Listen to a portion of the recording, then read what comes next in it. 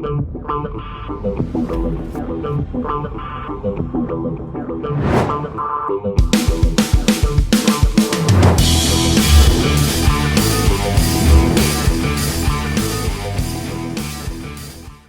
what's happening, my fearless networking friends? Todd Falcone here, back with another episode. Short one today. We're going to talk a little bit about follow up, and question I get asked all the time, how to follow up, what do you do?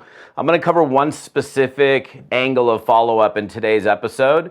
First of all, I want to say this, that you must follow up, okay? So I hear people that just throw out information and hoping that somebody's going to respond favorably. Like, I'm going to put the information out, get them in front of a video, and they're going to call me. They're going to join my business and buy my product. And that might happen occasionally. But the truth is, most of your money is going to be made as a result of you being really good with your follow through. And I think it's important to understand. Again, this is going to be a shorter episode today. I want to cover one angle. And here's the angle. It's called my 3 strikes and you're out rule. So let me kind of set up the situation with you so you understand. What you don't want to do is you don't want to throw it out there once and then not get back to a person. And then you don't want to continue to hound somebody over and over again if they are not responding to 17 phone calls, for example, or reach outs without a return call or text is showing desperation, and that's probably not good either. So if you want to simplify your follow-up routine, then follow the 3 strikes and you're out rule. And I cover this actually in my book, Fearless Networking. If you don't have that, I'll make sure that my tech people put a link for my free book. You just pay shipping and handling. This is actually the book right here, Fearless Networking. So I cover that in the book, but I'm going to give it to you verbally. So let's say it's a Monday, okay? And I'm sitting here talking to a prospect and I'm getting some information off to my prospect. I'm getting them in front of a presentation, right? And let's say it's Monday afternoon and I'm setting up the follow-up to meet with that person the following Tuesday, the next day, at let's say 5 p.m. Pacific time. So I set up a firm follow-up with that person. It's in my calendar, it's in their calendar. The purpose of that follow-up is to get back to that individual, see how they feel about what they reviewed, what they saw, what they looked at, and take their temperature to see kind of where do they stand with regard to their interest level in this particular business. So, all right, so here's what happens. Now, when I call the person on Tuesday at 5 o'clock, here's the other thing. Somebody asked me this the other day.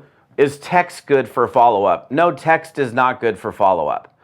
Text is great for confirming a follow-up appointment. So on Tuesday morning, hey, John, Todd Falcone just confirming, getting together at 5 o'clock tonight, but not to engage in a conversation. I never follow up via text, not ever.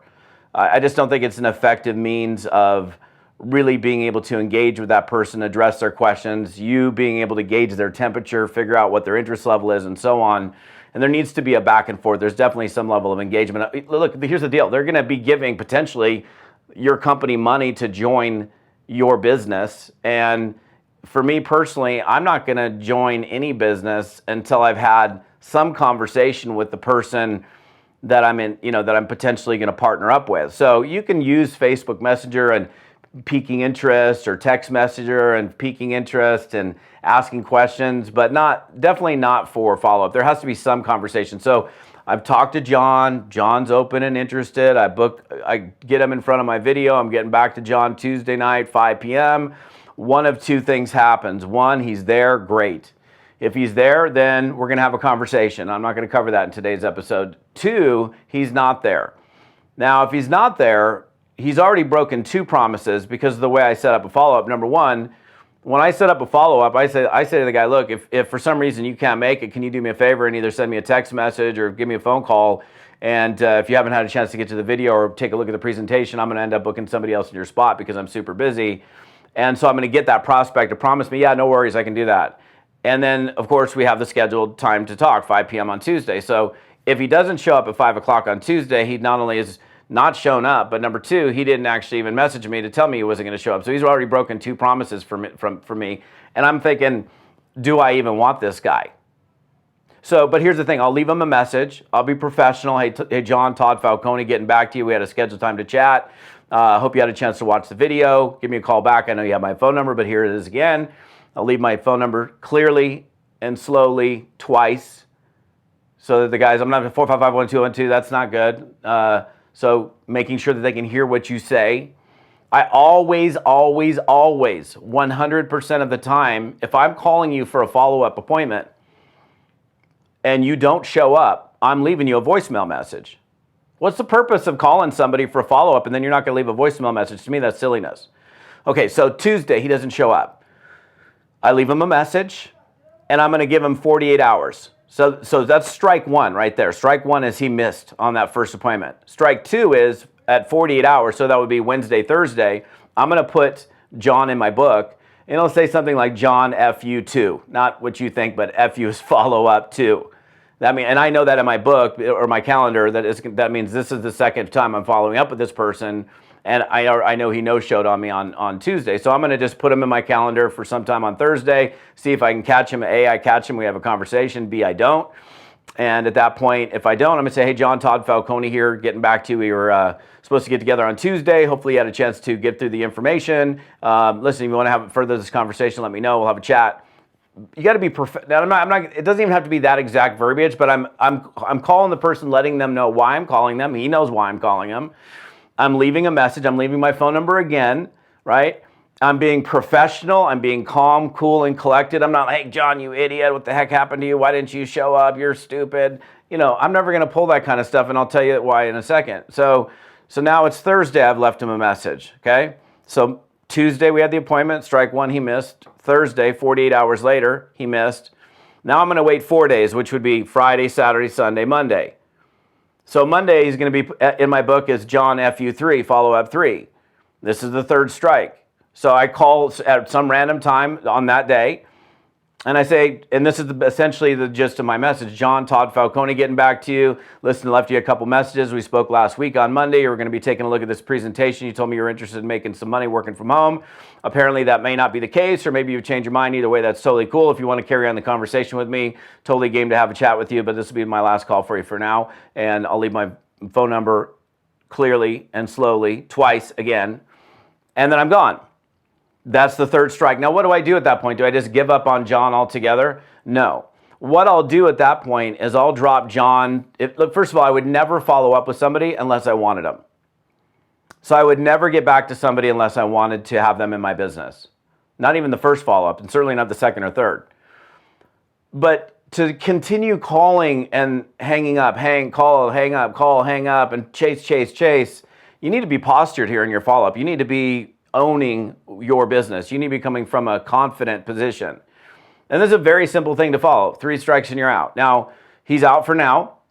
I'm done. I'm not thinking about him. I'm finished. I'm moved on. I have no emotional attachment to him. I'm going to drop him somewhere 30, 45 days later in my calendar, some random day, whatever, 30 days plus from now. And it'll, oh, John, oh, yeah.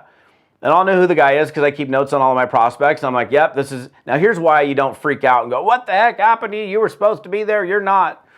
Is because this, now, whatever, let's say it's exactly 30 days later. I'm just making a call to John just to check in and see what's up. Ring, good afternoon. This is John. Hey, John, Todd Falcone. He's like, oh my gosh, Todd, I'm so glad you got back to me. I'm so sorry. I had this go on in my life. Somebody passed away, or this happened, or I got in an accident, like who knows what. And more often than not, they're like so happy that you got back to them. Now, so occasionally you might get back to the person like, yeah, I didn't get back to you because I wasn't interested in the business. Cool. All right, great. Have a great day.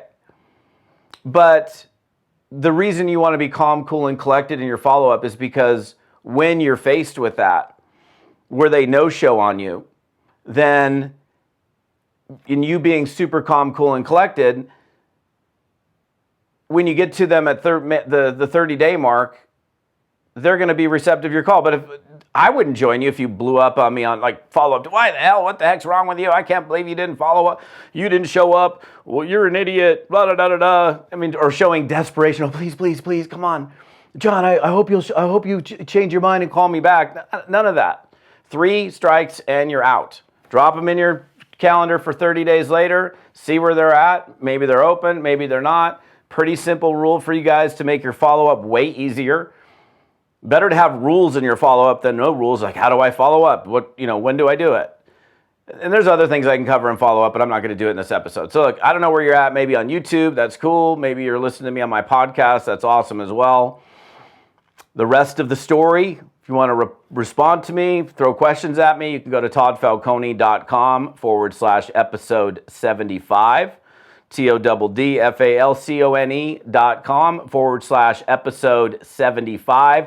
Also, if you're curious about what to say to prospects, I'll make sure my team puts a link in here on this particular post for my little black book of scripts, because that actually will help you put the words in your mouth to be better when it comes to prospecting, whether it's on the phone or through social media or text or anything else for that matter. So hope you're having an amazing day. We'll see you on the next episode. Thanks for being here.